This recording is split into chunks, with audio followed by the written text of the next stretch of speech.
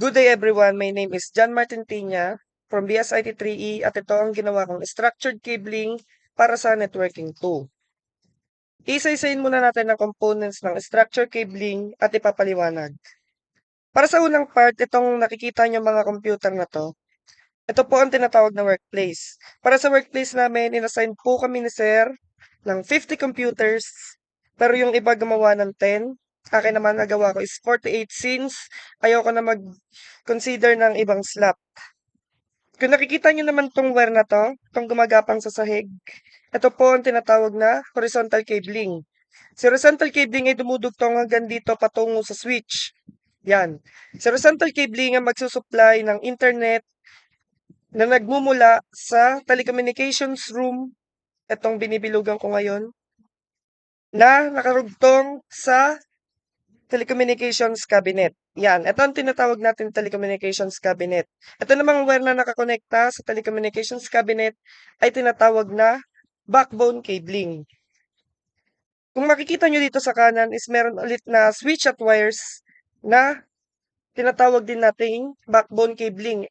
Kung makikita nyo tong wire na to is nakadirekta pababa dahil sa isang certain na paliwanag. Kami ay pinagawa ni Sir ng 8th floor building plan ng structured cabling at itong pinapakita kong model sa inyo is top view ng 8th floor. Ito ang kabuuan ng building. Yan.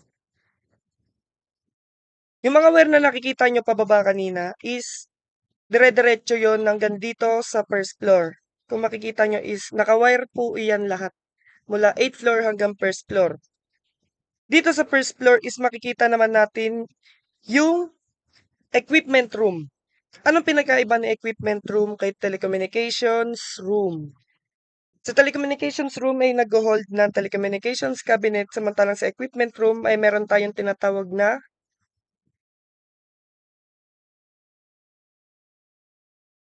cabling panel.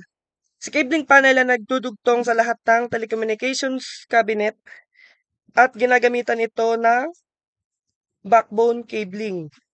Yan, kung makikita nyo. Nakakonekta po iyan lahat dito sa cabling panel. Tapos, kung makikita nyo naman tong si cabling panel is may wire na naman dito sa likod. Etong wire sa likod is magsisilbing building entrance kung saan naman galing sa labas ng building, dito papasok yung wire, dudugtong dito sa cabling panel at magsusupply sa lahat ng telecommunications cabinet at sa telecommunications cabinet per floor is magsusupply naman sa 48 computers using horizontal cabling. Ulitin natin. Building entrance, telecommunications room, slash